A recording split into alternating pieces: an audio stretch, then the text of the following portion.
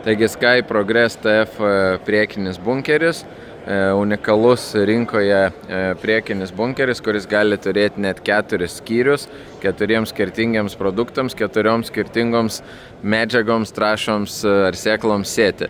Tai Sky iki dabar turėjo modelius paprastus TF-us, tai 1000, 1500 ir 1800 litrų modelius. Nuo dabar Sky TF-as, didysis modelis 2200 litrų ir kiekvienas bunkeris po 1100.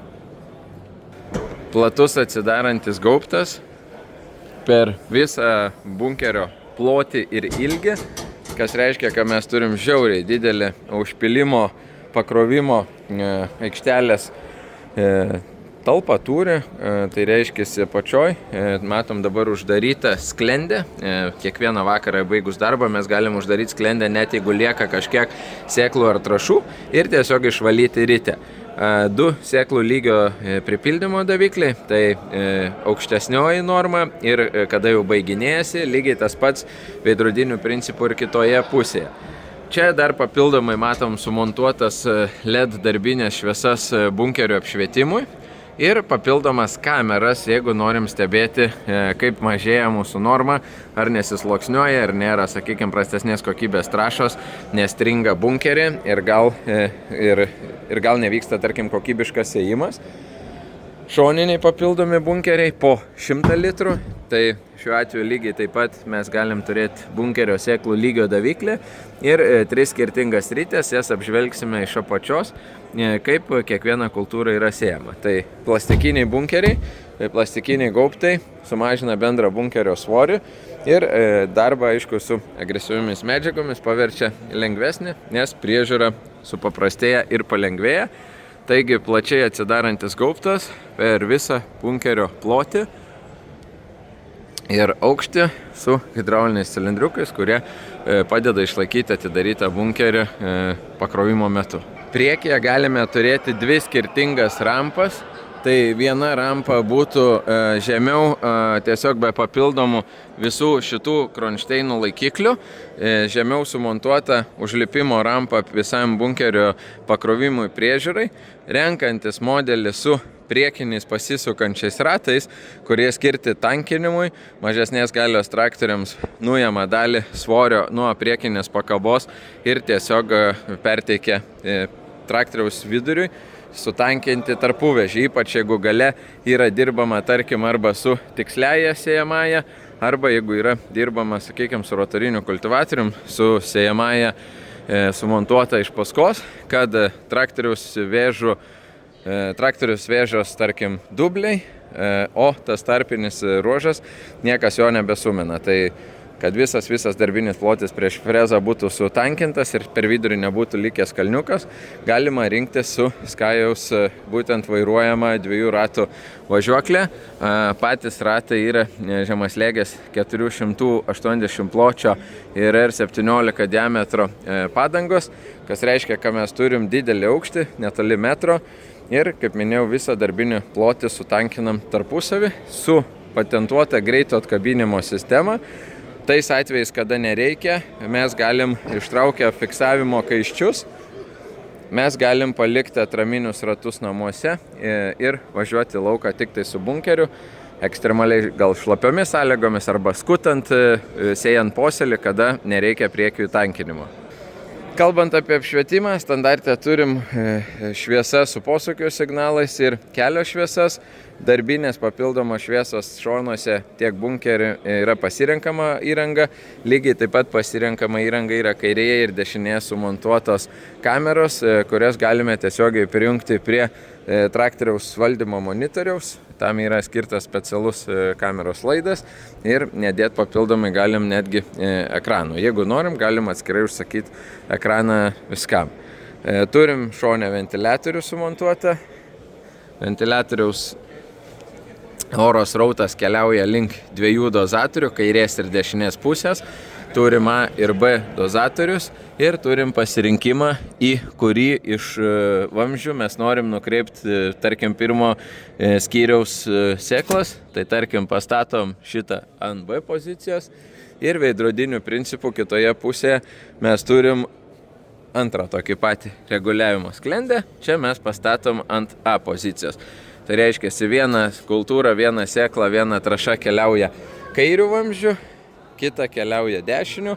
Turim aišku žymėjimą ir prie traktoriaus sumontuotų dvigubų vamzdžių mes žinom, kur į kurį padargą paduosim mūsų norimą sėklą arba trąšą. 3 taškų pakaba, šviesų rozetė, isobus valdymo rozetė ir hidraulinė žarnos ventiliatoriaus pavarai. Su laisvu grįžtam. Kiekviena sklendė, atitinkamai kiek mes planuojam kokį tonažą, kiek kilogramų į hektarą dozuoti pirmų ir antrų kanalų, tai A ir B linija, mes turim pozicijos daviklius, kur mums terminalas parodo, kiek mes turėtumėm nustatyti oro padavimą į vieną ar į kitą vamzdį. Tai tarkim, jeigu su B linija mes nustatysim, kad norime berti, tarkim, 50 kg į hektarą, tai mums sakys, nustatykite į trečdalio padėtį, užfiksuojam ir lygiai taip pat sakys, sakykime, dešiniai pusė mes norim 250 kg, sakys, pastatykite į vieną antrąją oro srautą. Tokiu būdu bus tolygiai paskirstytas oro srautas ir kad tolygiai nuneštų mūsų reikalingą sėklų kiekį. Turim sklendę, kurią minėjau iš vidaus, kur rodžiau, kad galim uždaryti pilnai nakčiai ir atsidaryti, tada išleisti per sėklų kalibravimo vamzdį likutį, kas yra likę rytėje, tai palieka nakčiai švarę sėjamą, švarę rytę, kad nepriauktų, neprikiptų trąšos. Kitas dalykas, kada mes pasirenkam, kiek mes norim sėklų dozuoti su A ar B bunkerio dalimi, mums kompiuteris išmeta reikalingą nustatyti padalą, ar ne? Tai pasižiūrėję, įvedę į terminalą, kad mes norim bert, tarkim, sėt 100 kg hektarė, vienas dalykas pasirenkam su visa rytė arba su mikrorytės pavara dirbame, tai reiškia, mes turim galimybę reguliuoti rytės sukimosi greitį mikro ir makro kultūrom. Tai šiuo atveju perstundami dantračio pavarą iš big į small sėklas, mes automatiškai turim daug lėtesnį sūkių diapazoną, žodžiu, vienas ir tas pats elektrinis dozatoriaus variklis turi diapazonų sūkius nuo iki ir atitinkamai mikro pavarą arba makro pavarą. Jeigu perjungiam, kad mūsų didžioji dantračio pora dirbs, mes aišku sėsim didesnės normas, 2, 3, 400 kg į hektarą ir priešingai mikro trašas, mikro sėklas arba mažus kiekius, mažas normas, mes dirbsim šitą pusę.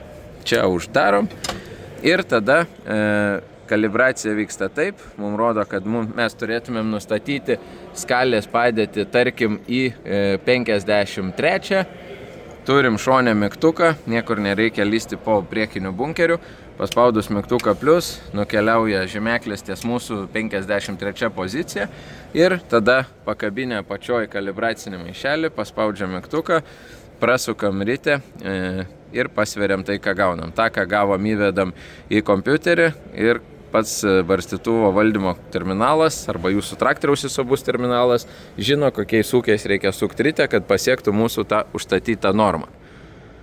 Kaip minėjau, sėklų kalibravimo arba likučių išleidimo sėklavamzdis apačioj. Tai mes įstatom kalibracijos maišelį, prasukam rytę, gautą svorį, gautą maišelio tūrį pakabinam, pasveriam ir suvedam, kaip minėjau, į terminalą. Lygiai taip pat priešingoj pusėj darydami kalibraciją mes turim tokį patį laikiklį, pasikabinam, prasukam. Žodžiu, viskas apgalvota praktiškai iki smulkmenų. Kiekvienas priėjimas, kiekvienas valdymas, net ir trumpas aiškus meniu, kaip atlikti kalibracijos žingsnį po žingsnio, be jokių žodžių, be jokių kalbų. Tai prasme, keli esminiai momentai, ką turim atidaryti, ką perstatyti, kokią poziciją ir viskas. Kalibruojant sėklas iš mažųjų bunkerių, mes turim vieną kairėje, kitą dešinėje, tai yra 100 litrų bunkeriai ir mes turim 3 skirtingas rites ir 3 sklendės. Tai atitinkamai įvedę į terminalą 3, 4 ryte, kokią mes sėklų normą ir kokį sėklų tipą ar trašų tipą norim bert, mums automatiškai kompiuteris parodys, kurią ryte mes turim naudoti. Tarkim, naudojam ryte C, atidarom ryte C, atidarom kalibracijos irgi lovelį,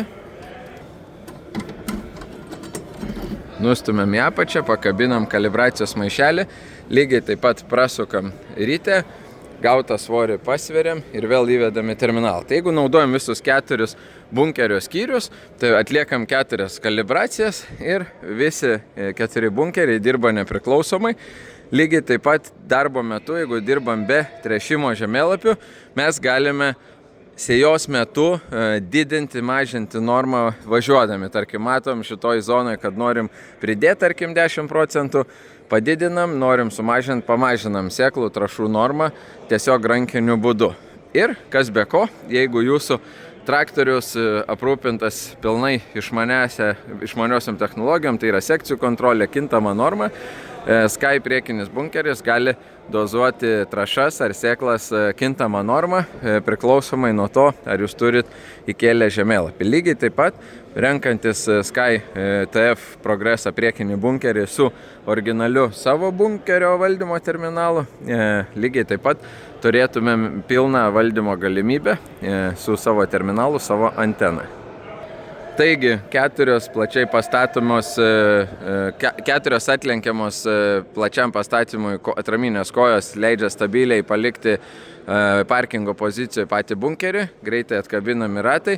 Lygiai taip pat mes galime turėti ne papildomai pasisukančius ratus, bet balastinius svorius. Jeigu traktoriaus gale arba mažesniam traktoriui gale yra pakabintas didelis pakabinamas padargas, galbūt sunkiai didelės galios klasės freza su galingais reduktoriais, su sėjimo sistema, galbūt yra pakabintas didelis pakabinamas diskinis skutikas įvairioms sunkioms heavy duty dirvo sąlygoms ar ne, su dvigubu volu ir mes ant jo statom būtent sėklų išsėjimo skirstytuvą ir tarkim naudojam posėliui sėt.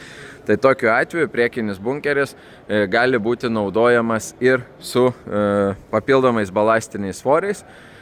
Tad praktiškai šiandien dienai tai yra pažangiausia rinkoje sistema. 4 bunkeriai, 4 skirtingos medžiagos, galinčios nukeliauti 2 skirtingais kanalais į mūsų nustatytą gylį.